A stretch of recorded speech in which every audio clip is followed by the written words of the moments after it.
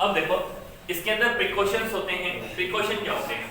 सिर्फ जब भी आप मेजरमेंट लोगे तो आपने इधर से लेंथ का मेजरमेंट ले लिया, ठीक है, तो ये जो लेंथ आती है बैलेंसिंग लेंथ, जिसे हम बोलेंगे बैलेंसिंग लेंथ या जीरो डिफ्लेक्शन लेंथ, ये जीरो डिफ्लेक्शन लेंथ ये बीच में होनी चाहिए। बीच में होनी चाहिए मतलब 60 से लेके 70 के 40 से लेके 70 के बीच में, 40 to 70 सेंटीमीटर। अब ऐसा इसलिए क्यों? ताकि ऐसा क्या हो, ऐसा रखने से क्या करेंगे कि ऐसा रखेंगे तो हमारे लिए इधर का रेजिस्टेंस और इधर का रेजिस्टेंस लगभग इक्वल चलता रहेगा। जैसे मान लो कि बैलेंसिंग लेंथ आई 55, तो इधर से 55 तो इधर से 45, तो 55 और 45 में जो रेजिस्टेंस का रेशियो है वो लगभग क्या रहेगा, सेम सा रहेगा। ऐसा करने से आपके लिए जो रिजल्ट आएंगे वो ज्यादा एक्यूरेट होंगे। अगर आपने लेंथ कम ले ली तो यहाँ का रेजिस्टेंस ज्यादा हो जाएगा, ठीक है। अब ये ऐसा इसलिए भी करते हैं क्योंकि मुझे नहीं पता कि इधर आपने जब वायर को बांधा था तो आपने 1 राउंड दिया था या 10 राउंड दिए थे। जब मैंने वायर बांधा था तो इधर मान लो 3 राउंड डाल दिए, इधर ढीला पड़ रहा था तो मैंने इधर 4 राउंड बांध दिए, तो इधर 3 राउंड और इधर 4 राउंड की वजह से क्या होगा, रेजिस्टेंस अलग अलग हो जाएगा। तो हमारे लिए रेजिस्टेंस को बैलेंस करने के लिए हम लगभग कोशिश करते हैं कि ये 40 से 70 के बीच में मिले, ठीक है। जो भी आप न्यूमेरिकल देखेंगे वो न्यूमेरिकल्स में भी यही होगा। न्यूमेरिकल के अंदर जो वैल्यू आएगी वो 40 से 70 के बीच की ही वैल्यू होगी, कभी 65, कभी 45, कभी 55, इस तरह से। यहां तक तो ठीक है। अच्छा, अब मान लो और करेक्शन करना चाहते हो अपने रिजल्ट के अंदर, तो हम क्या करेंगे, एक बार इस S को इधर लगा देंगे और रेजिस्टेंस बॉक्स को इधर लगा देंगे। तो अब की बार क्या होगा कि जो आपकी बैलेंसिंग लेंथ है वो स्विच कर जाएगी। मतलब मान लो इधर से 45 आ रही थी और इधर 55 आ रही थी। अब इनको अगर एक्सचेंज कर दोगे तो इधर से 45 और इधर से 55 आनी चाहिए, पर एग्जैक्टली इतनी तो नहीं आएगी, लेकिन फिर भी कोई वैल्यू आएगी। तो अब हम जब ये वैल्यू स्विच कर देंगे, स्विच करने से जो हमको रिजल्ट मिलेगा और जो पहले रिजल्ट था उन दोनों का हम एवरेज लेंगे, ठीक है। हम प्रैक्टिकल कंडीशंस के अंदर ऐसा काम नहीं करते हैं। क्यों नहीं करते हैं? हम बार-बार इसको खोलें और इसको बंद करें, ऐसा काम तो नहीं करते हैं। इसकी जगह हम क्या करते हैं, इसी एक्सपेरिमेंट को 5 बार कर लेते हैं और 5 बार करके जो आंसर निकलता है उसका एवरेज वैल्यू ले लेते हैं। अब मान लो आप कहो कि सर ऐसा हो गया कि बैलेंसिंग लेंथ आ गई 20 पे, उस समय क्या करेंगे? बैलेंसिंग लेंथ का क्या है, वो तो 20 पे भी आ सकती है। तो जब बैलेंसिंग लेंथ 20 पे आ जाए उस केस में आपको करंट कंट्रोलर से करंट चेंज करनी पड़ेगी। मतलब आप क्या करोगे, करंट की वैल्यू को इंक्रीज डिक्रीज करोगे यहां से। तो यहां से जब इंक्रीज डिक्रीज करोगे तो आपके पास में ये जो लेंथ है जो 20 पे आई है ये शिफ्ट होके आगे पीछे होना शुरू होगी, ठीक है। अब आपको नहीं पता होता है कि आरएच की वैल्यू कैसे काम कर रही है, तो आप तो उसे अंदाजे से इधर उधर शिफ्ट करते हैं, अंदाजे से ही इधर उधर शिफ्ट कर लेते हैं। तो आपको अगर मान लो बैलेंसिंग लेंथ बीच में नहीं मिली तो क्या करना पड़ेगा, आरएच रियोस्टेट के अंदर रेजिस्टेंस की वैल्यू चेंज करनी पड़ेगी। ध्यान रखना। अब ये प्रैक्टिकल्स में क्वेश्चन होते हैं, मान लो प्रैक्टिकल एग्जाम वाइवा होता है तो ऐसे क्वेश्चन पूछे जाएंगे। मान लो वाइवा में ऐसा क्वेश्चन नहीं पूछा तो भी एग्जाम के अंदर ऐसे क्वेश्चन होते हैं सिंपल कि बोलेगा कि अगर आपके लिए बैलेंसिंग लेंथ बीच में नहीं आ रही है तो उस केस में आप किसकी वैल्यू चेंज करेंगे? किसकी चेंज करेंगे? रियोस्टेट के अंदर वैल्यू चेंज करेंगे, ठीक है। अच्छा, अब आप मोर एक्यूरेट वैल्यू चाहते हैं तो क्या करेंगे, एक बार स्विच करके वैल्यू ले लेंगे, ठीक है। अच्छा, कभी बोलेगा कि हमें स्विच करके लेना ही क्यों पड़ता है, क्योंकि हमें नहीं पता कि पॉइंट ए और पॉइंट बी के बीच में आपने कितने राउंड डाले हैं, वायर के कितने राउंड डाले हैं। अच्छा, फिर जब भी एक्सपेरिमेंट परफॉर्म करते हैं तभी इस की को प्रेस करना होता है। मतलब एक्सपेरिमेंट शुरू कर रहे हैं, आप रीडिंग लेना चाहते हो तभी क्या करोगे, की को प्रेस करोगे, और रीडिंग नहीं ले रहे हो तो की को निकाल दोगे। अब ऐसा क्या है, सर्किट को ब्रेक करने से क्या होगा, करंट फ्लो नहीं होगी। मान लो कि आपने क्या किया, आप तो कैलकुलेशन कर रहे हो या दूसरा काम कर रहे हो और आपने सर्किट को ऑन छोड़ रखा है तो करंट फ्लो होती रहेगी। तो ये जो बैटरी का वोल्टेज है, ठीक है, अगर आपने डिजिटल लेके आओ तब तो कोई दिक्कत नहीं। अगर आपने खुद से प्राइमरी सेल बनाया है, ठीक है ना, जिन लोगों को मैंने प्रैक्टिकल के टाइम दिखाए थे, कुछ बताए थे ना, कॉपर के वेसल्स थे जिसके अंदर वो व्हाइट कलर का कुछ डाला हुआ था और उसके अंदर मैंने बोला था कि इसको बैटरी बोलते हैं, डेनियल सेल वगैरह होता है। ये वाले जो काम थे हमारे लिए, जब बैटरी बनाते हैं हम खुद से सॉल्यूशन बना के बैटरी बना सकते हैं। तो जब हम बैटरी खुद से बनाते हैं तो उसकी जो ईएमएफ की वैल्यू है और वो जो इंटरनल रेजिस्टेंस है, इसकी वजह से बैटरी का जो सप्लाइड वोल्टेज है वो कम होता जाएगा टाइम के साथ। तो अगर आप ज्यादा देर करंट फ्लो कराओगे तो बैटरी का वोल्टेज भी कम हो जाएगा, तो रीडिंग है वो एक्यूरेट नहीं आएगी। अब मान लो डिजिटल ले रहे हो तब ये दिक्कत नहीं होगी, लेकिन एक और दूसरी दिक्कत हो जाएगी, जितनी ज्यादा देर तक करंट फ्लो होगी ये वायर गर्म होना शुरू हो जाएगा। जब वायर गर्म होना शुरू हो जाएगा तो आपके लिए क्या होगा, रेजिस्टिविटी चेंज हो जाएगी। मैंने अभी लास्ट क्लास में बताया था कि टेम्परेचर पे रेजिस्टिविटी का फर्क पड़ता है। जैसे ही वायर गर्म होना शुरू हुआ, रेजिस्टिविटी चेंज होगी, अब आपके रिजल्ट गलत आने लग जाएंगे वापस से। तो ऐसे काम करने के लिए हमें याद रखना होता है कि जब की को प्रेस करते हैं तभी हमको रीडिंग लेके काम करना है। जैसे ही हम रीडिंग करना लेना छोड़ देते हैं तो हमें की को हटा लेना है वहां से, ठीक है। तो जब भी ऐसा काम होता है, जो भी मैंने पोटेंशियल मीटर में बातें बताई है, पोटेंशियल मीटर में एक तो आपको जो रीडिंग लेनी होती है वो कहाँ आनी चाहिए, 40 से 70, नहीं आती है तो रियोस्टेट की वैल्यू चेंज करते हैं। अच्छा, फिर मान लो और एक्यूरेट रीडिंग चाहिए तो आप आरबी और रेजिस्टेंस बॉक्स और एस की वैल्यू को इंटरचेंज करते हो। एस को एक बार इधर लगा दोगे, रेजिस्टेंस बॉक्स को इधर लगा दोगे, ठीक है। अच्छा, और इसके अंदर ज्यादा देर तक करंट फ्लो नहीं करवानी है। की को प्रेस करना है कब, जब आपको रीडिंग लेनी है। जब आप रीडिंग परफॉर्म नहीं कर रहे एक्सपेरिमेंट तो आपको की को हटा लेना है, याद रखना। अब ऐसा क्यों करते हैं, ऐसा इसलिए करते हैं ताकि आपका जो सर्किट है वो गर्म नहीं हो, गर्म होने से रेजिस्टिविटी चेंज होती है, यहाँ तक कोई दिक्कत नहीं। अच्छा, अब आप बार बार ज्यादा रीडिंग लोगे तो जितनी ज्यादा रीडिंग लोगे और उनका फिर एवरेज निकालते रहेंगे और आपके पास में एक वैल्यू बनती जाएगी। एवरेज जितना ज्यादा एवरेज करोगे उतना ज्यादा एक्यूरेट की तरफ जाएंगे, ठीक है। इसमें कोई क्वेश्चन, अब रेजिस्टेंस सॉरी ये मीटर ब्रिज के लिए कोई क्वेश्चन, कोई दिक्कत नहीं। अब एग्जाम में क्वेश्चन आता है तो कुछ ऐसा सा आया होगा आपके लिए, जैसे यहाँ ले लिया 10 ओम, यहाँ एक रेजिस्टेंस लगा लिया S,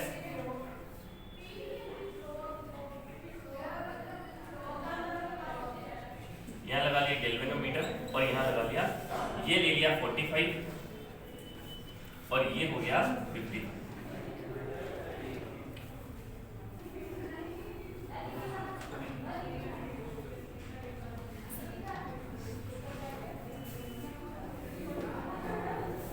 आपको पूछ लिया कि इसके लिए जो अननोन रेजिस्टेंस है S की वैल्यू बताओ, तो S की वैल्यू बताओगे तो आपके लिए फॉर्मूला क्या हो गया S का, 100 माइनस L अपॉन में L इंटू R।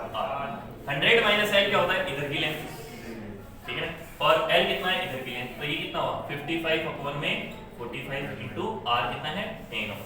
तो 55 अपॉन 45 कितना हो जाएगा 11 अपॉन में 9, तो ये हो गया 110 अपॉन में 9, ठीक है। इसकी वैल्यू कैलकुलेट करके आप आंसर निकाल सकते हैं। इस तरह के सिंपल क्वेश्चन होते हैं। अच्छा, जब भी एक्सपेरिमेंट परफॉर्म करते हैं तो जो जोकी होती है इसको केवल टच करना होता है, ऐसे घसना नहीं होता इसके ऊपर। अगर इसको घसोगे तो क्या होगा, ये वायर भी घिसने लग जाएगा और जहां पे आपने वायर घिसा वहां से क्रॉस सेक्शन एरिया चेंज हो जाएगा। तो क्रॉस सेक्शन एरिया चेंज नहीं होना चाहिए, इसके लिए आपको वायर को घिसना नहीं है उसके ऊपर। तो हमें जोकी को केवल एक बार टच करवाना होता है। अगर आपको वहां पे बैलेंसिंग लेंथ नहीं मिली तो आपको हाथ को ऊपर उठाना है, मतलब जोकी को ऊपर उठाना है, फिर वापस दूसरी जगह टच करवाना है। आप ऐसा नहीं करेंगे कि चलो थोड़ा सा डिफ्लेक्शन आया ना तो ऐसे रगड़ के इसकी तरफ इधर खिसका दिया, तो रगड़ दोगे, रगड़ते ही क्या होगा, आपके लिए वैल्यू चेंज हो जाएगी कहां की, क्रॉस सेक्शन एरिया की, और ये वायर घिसते ही फिर ये एपरेटस ही खराब हो जाएगा। आपके लिए यहाँ एपी वायर की जगह दूसरा वायर बांधना पड़ेगा, तब जाके एक्यूरेट रीडिंग्स आएगी। बात समझ में आ गई? ठीक, ओके। इसमें से कोई क्वेश्चन पूछना?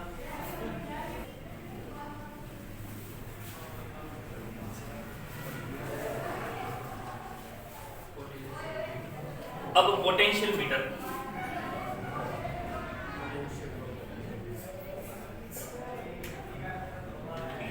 पर पोटेंशियल मीटर पढ़ने से पहले इसका कॉन्सेप्ट समझ लो, क्योंकि जब पोटेंशियल मीटर पढ़ाया था तो आप लोगों को बहुत कंफ्यूजन हुआ था। पोटेंशियल मीटर एनसीईआरटी में 1.5 पेज का दे रखा है, लेकिन ध्यान रखना इसमें से 1.5 पेज का ही क्वेश्चन नहीं आने वाला है। ये पूरे चैप्टर का जो भी चैप्टर है इसका लगभग 60-70% पोर्शन पोटेंशियल मीटर है। तो आपको ध्यान रखना है पोटेंशियल मीटर पढ़ते हो, ठीक है। अब पहले से एक कॉन्सेप्ट समझ लो कि ये कोई वायर है, इस वायर की लेंथ है ए डी, जो कि इतनी है एल लेंथ है। अगर करंट इधर से एंटर करता है और इधर से बाहर निकल रहा है, इधर से एंटर कर रहा है, इधर से बाहर निकल रहा है, तो जो करंट जा रहा है वो आते समय तो कितना था 100 वोल्ट का था, और जाते समय कितने वोल्ट का हो गया 0 वोल्ट। आते समय 100 वोल्ट का था और जाते समय 0 वोल्ट का। हम एक सिंपल क्वेश्चन के लिए इसको मान लेते हैं ये है 200 सेंटीमीटर का वायर। सिंपल क्वेश्चन, ध्यान रखना, अभी तक मैं केवल कॉन्सेप्ट समझा रहा हूं इसका। 200 सेंटीमीटर, तो बताओ जब ये यहां से एंटर हुआ 200 वोल्ट खर्च करेगा, ठीक है। थोड़ी देर बाद में यहां पहुंचेगा तो 0 वोल्ट आ गया, 100 वोल्ट आया, 100 वोल्ट 200 सेंटीमीटर पे खर्च करेगा और 0 वोल्ट बाहर आ जाएगा। ये सारा का सारा ड्रॉप कहां हुआ है, इस लेंथ पे हुआ है, ठीक है ना, 200 सेंटीमीटर पे। अगर मान लो मैं आपको पूछूं एकदम मिड पॉइंट पे, जो यहां से कितना दूर था 100 सेंटीमीटर, इस मिड पॉइंट पे वोल्टेज कितना मिलेगा 50। कैसे पता किया आपने?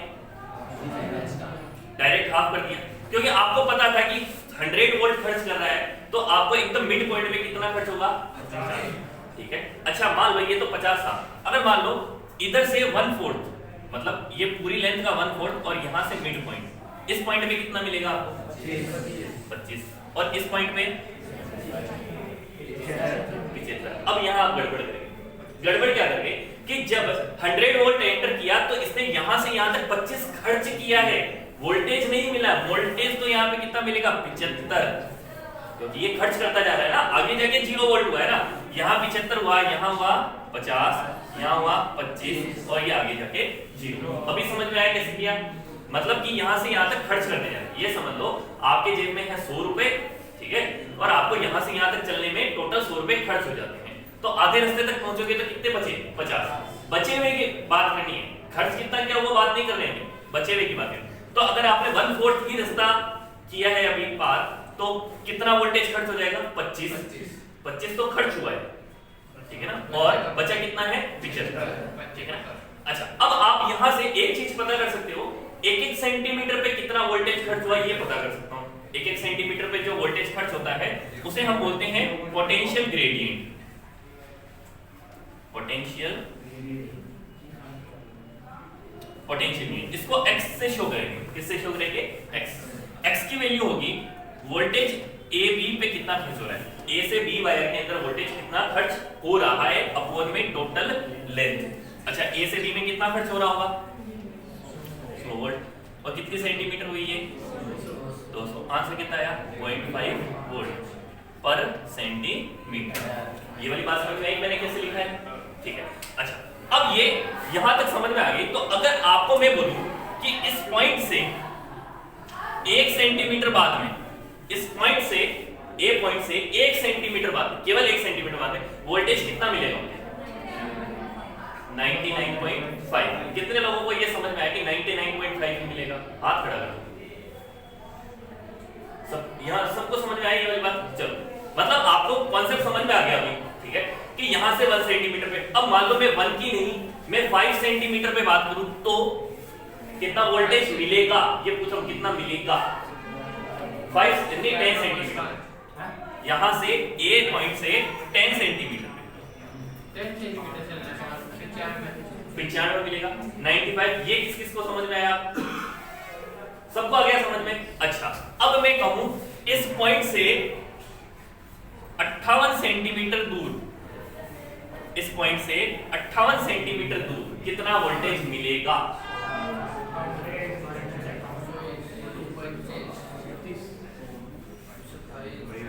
सोच के बताओ।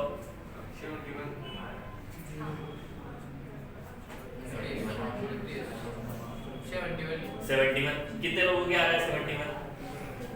Very good. नहीं समझ में आया 71 कैसे? देखो पहले तो ये देखो 58 सेंटीमीटर में ड्रॉप कितना हो जाता है, 1 सेंटीमीटर पे कितना आता है 0.5, तो 58 पे कितना होगा 58 × 0.5 कितना होगा ये 29 वोल्ट। अगर ये 29 वोल्ट कहां से कहां खर्च हुआ है, यहां से लेके 58 वाले सेंटीमीटर तक, ठीक है, 29 तो खर्च हो गया, बचा कितना 71 71, तो बचा आपके पास में 71। यहां तक समझ में आया? इसमें कोई कंफ्यूजन नहीं है? अच्छा, जब ये समझ में आ गया आपको,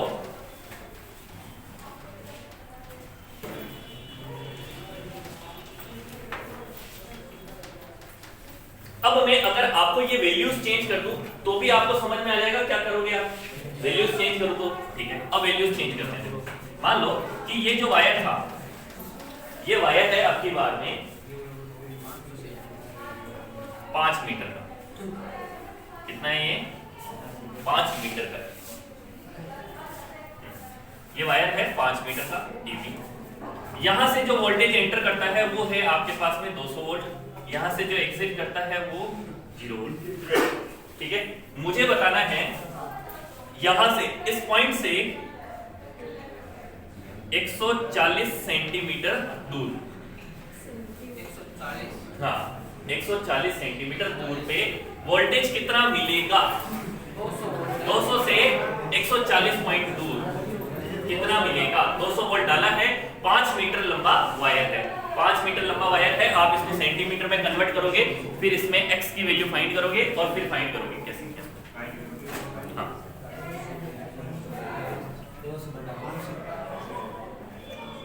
अरे तो निकाल आंसर। 200/5 बोलने से क्या होगा?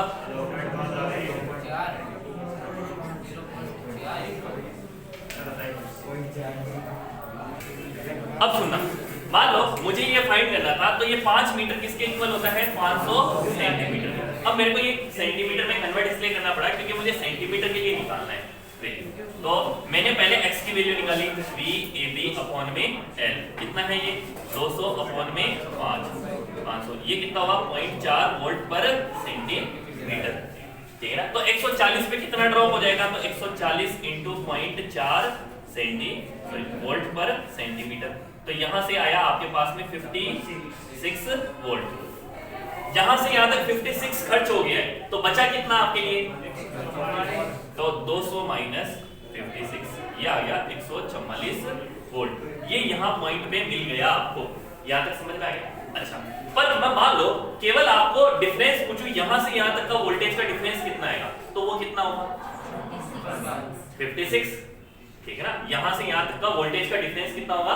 56, ठीक है ना? तो डेल्टा V अगर निकालना होता तो क्या करते हैं? x × L। x कितना है? 0.4, L कितना है? 140। यहां तक समझ में आ गया? अच्छा, अब वापस से बताना, अगर मैं देखूं 260 सेंटीमीटर पे मुझे अब की बार वोल्टेज डिफरेंस चाहिए इन दो के बीच का, वोल्टेज नहीं चाहिए, 260 पे डिफरेंस चाहिए मुझे। अब बताओ आंसर कितना है? 246 का पोटेंशियल डिफरेंस चाहिए आपको। हाँ, यहाँ से A पॉइंट से लेके 260 सेंटीमीटर के बीच का पोटेंशियल डिफरेंस चाहिए। वर्ड्स में समझना, पहले मैंने पोटेंशियल पूछे थे, अब की बार पोटेंशियल डिफरेंस पूछ रहा हूँ। 104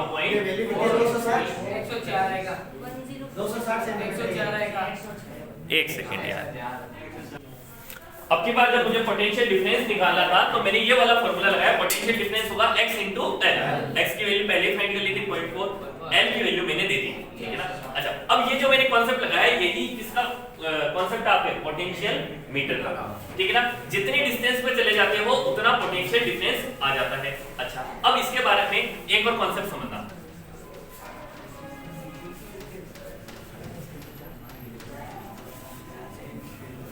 मान लो ये कोई वायर है, इस वायर में अलग अलग जगह पोटेंशियल डिफरेंस अलग अलग हो सकता है, अलग अलग जगह पे अलग अलग हो सकता है। क्यों? मुझे पता चल गया अब अलग अलग जगह पोटेंशियल अलग अलग होगा।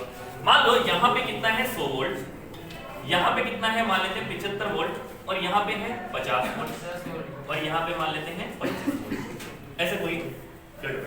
मान लो मैंने एक बैटरी ली, ये बैटरी है 25 वोल्ट की। कितने वोल्ट की है? 25। इसको एक बार कनेक्ट किया 50 पे और एक बार कनेक्ट किया 100 पे। एक बार कनेक्ट किया 50 पे 1 पॉइंट और एक बार 100 पे, ठीक है? अच्छा, ये कितने वोल्ट की है? 25। लेकिन इन पॉइंट के बीच का पोटेंशियल डिफरेंस कितना है? 50। तो यहाँ पे पोटेंशियल डिफरेंस ज्यादा है और यहाँ पे कम है, तो करंट क्या है? उल्टी फ्लो होने लग जाएगी। उल्टी फ्लो का मतलब अभी करंट आएगी इधर से इधर और ऐसे जाएगी। क्यों जाएगी? क्योंकि करंट को फ्लो हो रहा है हाई वोल्ट से लो वोल्ट। कहां से कहां फ्लो होगी? हाई से लो। इधर वाला डिफरेंस था वो हाई था, इधर वाला क्या था? लो था, ठीक है? ओके, मैंने क्या किया? यहां से हटाया आपकी बात, ठीक है ना? इसको क्या किया? आपकी बार कनेक्ट किया इस जगह पे, मतलब ये तो 75 था, 75 से कम वाली वैल्यू पे कहीं कनेक्ट कर दिया। अब बताओ यहाँ का पोटेंशियल डिफरेंस और ये 25, बताओ ये पोटेंशियल डिफरेंस ज्यादा है 25 से या कम का है? कम का है। आपको समझ में आ गया? तो अब करंट कैसे फ्लो होगी? ये हाई वोल्ट हो गया, ये लो वोल्ट हो गया, तो अब करंट कैसे फ्लो हो जाएगी? सीधी, ठीक है ना? अब हमको क्या करना है? ऐसा पॉइंट फाइंड करना है जहां करंट फ्लो नहीं हो। हमें क्या करना है? वो पॉइंट फाइंड करना है जहां करंट फ्लो नहीं हो। तो मैं क्या करूंगा? इसको कनेक्ट कहां कर दूंगा? 75 पे। अब मैंने इसको यहां कनेक्ट कर दिया तो क्या मिलेगा मुझे? क्या यहाँ पे करंट फ्लो होगी? अब की बात नहीं होगी। क्यों नहीं फ्लो हुई? क्योंकि पोटेंशियल डिफरेंस क्या है? सेम है। ये 25 वोल्ट की ही बैटरी है और यहाँ पे भी 25 वोल्ट है। जब तक पोटेंशियल डिफरेंस नहीं आता है तब तक करंट फ्लो नहीं होगी। कॉन्सेप्ट समझ में आ गया? कोई कंफ्यूजन नहीं है। तो अगर मैं ये 25 नहीं, ये 75 तो मेरे पास अब दे नहीं रखा होता है, और मेरे पास क्या दे रखा होता है? इसकी बैलेंसिंग लेंथ, कि ये कहां पे जाके बैलेंस हो गया। बैलेंसिंग लेंथ कैसे पता करोगे? यहां लगा दिया एक गैल्वेनोमीटर। अब अगर गैल्वेनोमीटर में किसी जगह जीरो डिफ्लेक्शन आ जाए, क्या आ जाए? Zero deflection. समझना, जीरो डिफ्लेक्शन आने का मतलब क्या है? करंट फ्लो होना बंद हो गई। अब करंट फ्लो होना बंद ही क्यों हुई? क्योंकि जिस भी लेंथ पे इसको टच करवाया है मैंने, उस लेंथ पे जितना पोटेंशियल डिफरेंस हो सकता है उतना ही क्या है? बैटरी का पोटेंशियल। तभी तो क्या हुई है? करंट जीरो हुई है। बातें समझ में आ रही मेरी? समझना वापस से कि इस लेंथ पे, जिस भी लेंथ पे इसको टच करवा दिया मैंने, वहां पे जितना पोटेंशियल डिफरेंस हो सकता है उतनी ही पोटेंशियल की मेरे पास क्या है? ये बैटरी है। उतने ही पोटेंशियल की क्या है मेरे पास में? बैटरी। तो क्या है? यहां पे गैल्वेनोमीटर की रीडिंग क्या आ गई? Zero deflection. बात समझ में आ गई? ना तो ये इधर जा रहा है ना इधर जा रहा है। अगर इधर जाता तो इसका मतलब समझ लेते कि कुछ ना कुछ अनबैलेंस हो गया है। राइट में जाए लेफ्ट में जाए, दोनों ही केस में क्या है? अनबैलेंस है। और अगर ये जीरो पे आ गया, इसका मतलब क्या है? बैलेंस। इसको हम बोल देते हैं बैलेंसिंग लेंथ। क्या बोल देते हैं इसको? Balancing length. ठीक है ना? या जीरो डिफ्लेक्शन पॉइंट। क्या बोल देंगे? Zero deflection point. यहां तक बात समझ में आई? अच्छा, यहां से यहां तक का पोटेंशियल डिफरेंस कितना होता है? x into l। और x तो क्या होता है? इस वायर के लिए पहले से डिसाइड होता है। समझ में आई ये वाली बात? ये x पहले से डिसाइड है। तो मैं ऐसा लिख सकता हूं कि ये पोटेंशियल डिफरेंस किसके बराबर है? EMF के। तो EMF equal to x into l, ये लिख सकते हैं हम। मतलब मैंने क्या किया? EMF की वैल्यू फाइंड की। अब याद करो, मैंने आपको इससे जस्ट पहले वाले चैप्टर में क्या बताया था कि बैटरी के लिए EMF तो जिंदगी भर सेम रहता है। चेंज क्या होता है? Terminal potential. जब मैं घड़ी का सेल खरीद के लेके आता हूं, उस पे लिखा हुआ है 1.5 वोल्ट। जब 1.5 वोल्ट लिखा है उस पे, इसका मतलब क्या होता है? 1.5 वोल्ट का मतलब कि उसका EMF 1.5 है और ये 1.5 इतना वोल्टेज दे देगा। लेकिन क्या होता है, जब मैं उसको घड़ी में यूज करता हूं तो वो धीरे धीरे वोल्टेज सप्लाई कम करना शुरू करता है, क्योंकि वो डिस्चार्ज हो रहा है। तो जैसे जिस दिन सेल खराब होता है उस दिन अगर मैं देखूं तो वो वोल्टेज डिफरेंस कितने का दे रहा है? मान लेते हैं 0.1 का ही दे रहा है। 0.1 का देना कितना चाहिए था? 1.5 का। लेकिन ये 0.1 का क्यों दे रहा है? क्योंकि वो जितना दे रहा है 1.5, उसमें से 1.4 तो अंदर ही खर्च हो जाता है, बाकी का 1.1 बाहर की तरफ दे देता है। हम इस सेल को खराब कंडीशन में कब बोलते हैं? जब इंटरनल रेजिस्टेंस इतना ज्यादा हो जाए कि वो करंट फ्लो करवाना बंद कर दे। मतलब एक्सटर्नल सर्किट में तो करंट नहीं दे रहा है, इंटरनल में ही खा जाता है पूरा। क्या ऐसी वाली कंडीशन पे मैंने इससे करंट फ्लो करवाई? क्या नहीं करवाई। क्यों? बैलेंस हो जाता है तब करंट फ्लो नहीं हो रही है। ये कैसे पता चला करंट नहीं फ्लो हो रही है? गैल्वेनोमीटर से पता चला, जीरो डिफ्लेक्शन आ गया। तो जब करंट फ्लो हो ही नहीं रही है, जब करंट फ्लो हो ही नहीं रही है, तो ये मेजरमेंट किस बात का है? ये EMF का मेजरमेंट है। किसका मेजरमेंट है? EMF का। तो हम जो पोटेंशियल मीटर से है वो क्या फाइंड कर सकते हैं? EMF फाइंड कर सकते हैं। पोटेंशियल मीटर से क्या फाइंड करते हैं हम? EMF। अगर हमको EMF नहीं फाइंड करना हो, हमको टर्मिनल पोटेंशियल फाइंड करना हो, तो हमारे पास में वोल्टमीटर है, लाओ वोल्टमीटर, उसको टच करवाओ, अपने आप वो करंट दे देगा। यहां तक समझ में आया? तो अब बैटरी के लिए इंपॉर्टेंट बात यह है कि अगर बैटरी का EMF मेजर करना है तो उसमें से करंट नहीं लेनी है, और अगर आपको करंट मिल जाती है उसमें से, इसका मतलब है कि अब वो EMF नहीं दे रहा, वो क्या दे रहा है? Terminal potential. ठीक है ना? बात समझना कि अगर ये बैटरी है, इस बैटरी में से मैंने करंट नहीं ली, तब तो क्या मेजरमेंट आएगा? EMF का। और अगर करंट ले ली तब क्या मेजरमेंट आएगा? टर्मिनल पोटेंशियल का। Terminal potential. ये वाली बात समझ में आ गई? तो अभी मैंने क्या है? करंट नहीं ली, तो ये किसका मेजरमेंट दे रहा है मुझे? EMF का। यहां तक समझ में आ गया? तो हम पोटेंशियल मीटर से क्या करेंगे? एक EMF की वैल्यू फाइंड कर सकते हैं।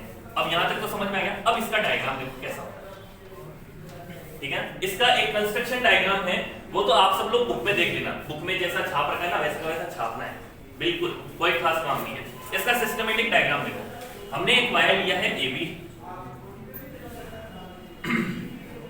इसमें लगा दी एक बैटरी की रियोस्टेट।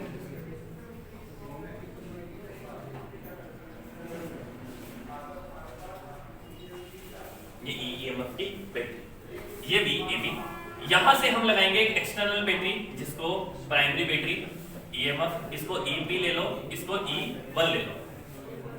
यहां से लगा दिया आपने एक गैल्वेनोमीटर और गैल्वेनोमीटर से लगाइए एक जोकी को किसी भी लेंथ पे टच करवा देंगे। अब देखो पहले मैं टच नहीं करवा रहा हूं तो करंट यहां से निकलती है, AB में जाती है, वापस बैटरी में पहुंच जाती है। तो VAB x की वैल्यू कितनी होगी? VAB अपॉन में इसकी लेंथ l। x की वैल्यू तो फिक्स है। अच्छा अब मैं क्या करूंगा, ये दूसरी वाली बैटरी को टच करवाऊंगा किसी जगह पे। मान लो एक बार मैंने करवाया टच यहां पे, तो ये आ गई L1। ये L1 वो लेंथ है जहां ये क्या हो गया है, बैलेंस हो गया है। तो मैं इस L1 लेंथ के हिसाब से E1 की वैल्यू को ये लिख सकता हूं, XL1 लिख सकता हूं। मैं इसे लिख सकता हूं, कैसे लिखा? X तो इसके लिए फिक्स हो गया, जहां पर भी जीरो डिफ्लेक्शन आएगा उस जगह पे उसे बैलेंसिंग लेंथ बोल दूंगा L1। उस L1 के लिए और EMF1 के लिए क्या रिलेशन होता है? EMF1 equal to XL1। अभी मैंने यहाँ पे ये करके दिखाया था आपको किस तरह से किया। यहाँ तक समझ में आ गया पोटेंशियल मीटर? अच्छा अब मैं क्या करूं कि बैटरी दूसरी लेके आ जाऊं, तो बैटरी दूसरी लेके आते हैं। चलो तो यहां से हम बैटरी दूसरी लेके आएंगे।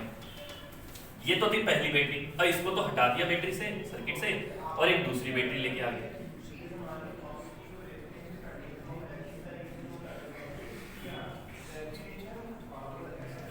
अब की बार इसको दूसरे पॉइंट पे लगाया और बैलेंसिंग लेंथ आई अब की बार L2।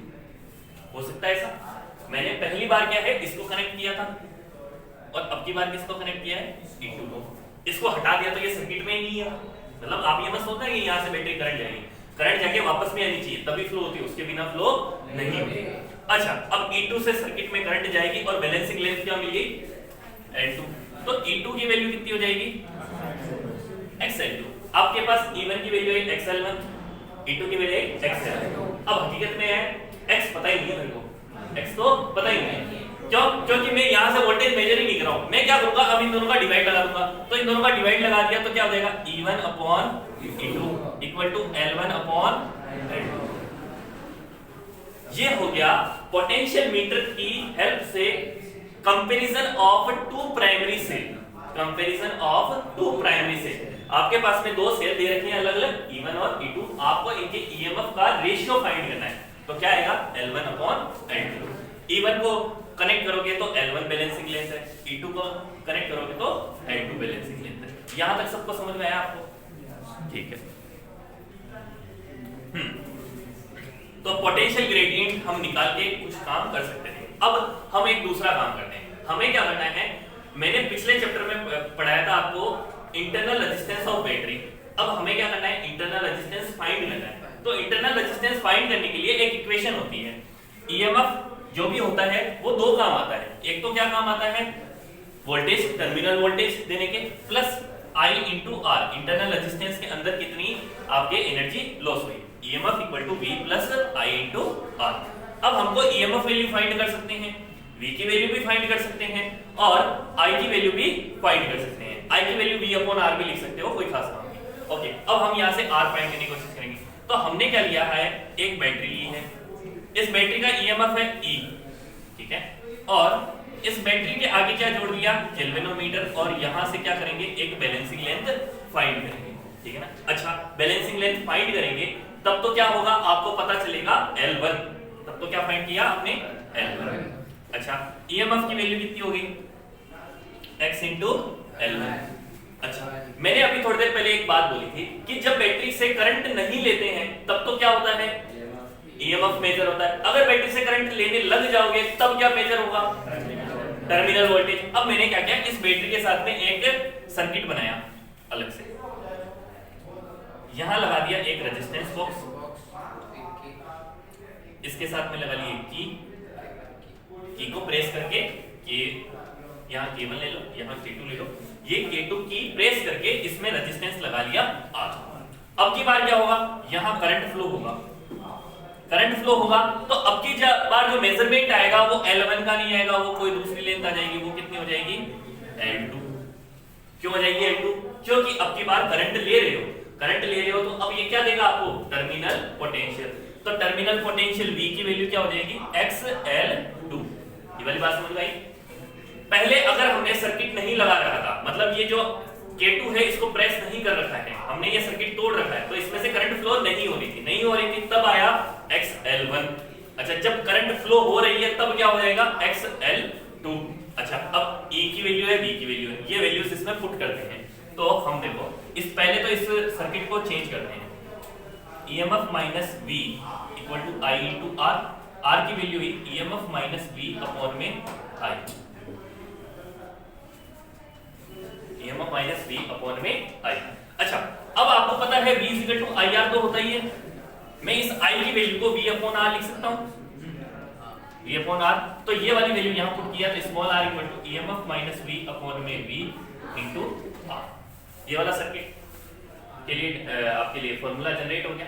अब जब ये फॉर्मूला जनरेट हो गया तो EMF की वैल्यू और V की वैल्यू यहाँ से पुट करेंगे तो क्या मिला, R की वैल्यू, EMF की वैल्यू आई XL1 माइनस XL2 अपॉन में XL2 इंटू R। X मुझे पता ही नहीं है तो मैंने क्या किया, X को गायब करवा लिया। X ऊपर से कॉमन लोगे, नीचे से 3 पढ़ाए तो दोनों से कट जाएगा, तो R की वैल्यू आई L1 माइनस L2 अपॉन में L2 इंटू, यहाँ पे सही है। ये वाला डेरिवेशन आपको करके दिखाना पड़ेगा, किसके लिए, जब आपके पास क्वेश्चन आएगा how to determine internal resistance of primary cell with the help of potential meter. Potential meter की सहायता से किसी प्राथमिक सेल का आंतरिक प्रतिरोध ज्ञात करना, प्राथमिक सेल का आंतरिक प्रतिरोध ज्ञात करना, internal resistance of primary cell. इसको प्राइमरी इसलिए बोलते हैं, मैंने अभी कुछ दिन पहले बताया था जब सेल पढ़ाए थे, तो 2 तरह के सेल होते हैं, एक तो प्राइमरी, एक होते हैं सेकेंडरी। प्राइमरी वो सेल होते हैं जिनको वापस चार्ज नहीं कर सकते हो, सेकेंडरी वो होते हैं जिनको वापस से चार्ज कर सकते हैं। जैसे बताया था ना, जीरो मशीन के अंदर जो सेल लगा रहता है वो तो हो गया सेकेंडरी, लेकिन जो आप घड़ी में सेल लगाते हैं वो कौन सा वाला है अभी, प्राइमरी। प्राइमरी को आप वापस चार्ज नहीं कर सकते। प्राइमरी को वापस यूज करना है तो आपको केमिकली उसके अंदर वापस भरना पड़ेगा केमिकल, और फिर नया सेल बनेगा, तब जाके काम होगा। यहाँ तक समझ में आ गया? ओके।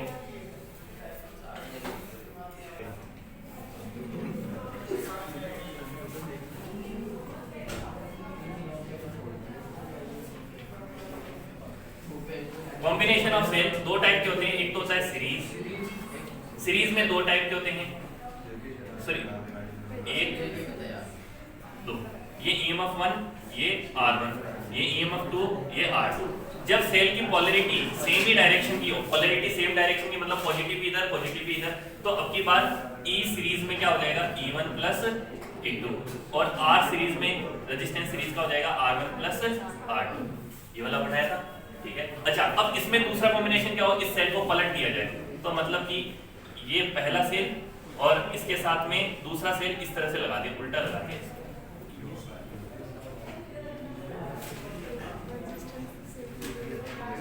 अब की बार क्या हो जाएगा, EMF 1 minus EMF 2 E series के अंदर, और R सीरीज क्या हो जाएगा R1 प्लस R2। रेजिस्टेंस तो AD होगा, लेकिन सेल पोलैरिटी अलग होने की वजह से अलग हो जाएगा। जिस तरफ ज्यादा हाई पोटेंशियल का सेल लगा होगा उस तरफ की करंट अपने आप ही ड्रॉप हो जाएगी। मतलब अगर इधर हाई वोल्टेज है, इधर लो वोल्टेज वाला सेल है, तो करंट इधर ही जा रही होगी। अगर ये हाई है, इधर ये लो है, तो करंट उधर ही जाएगी। यहाँ से समझ में आ गया? ओके। अब इसके बाद में सेकंड पैरेलल के अंदर कैसे करते हैं,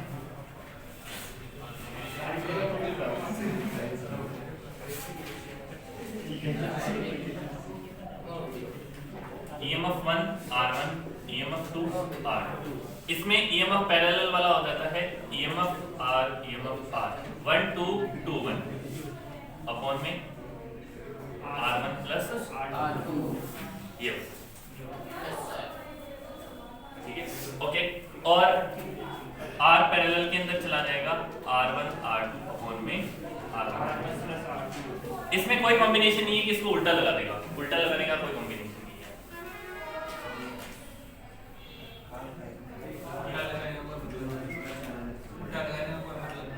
नहीं, मतलब की बात नहीं है, कॉम्बिनेशन नहीं है उल्टा लगाने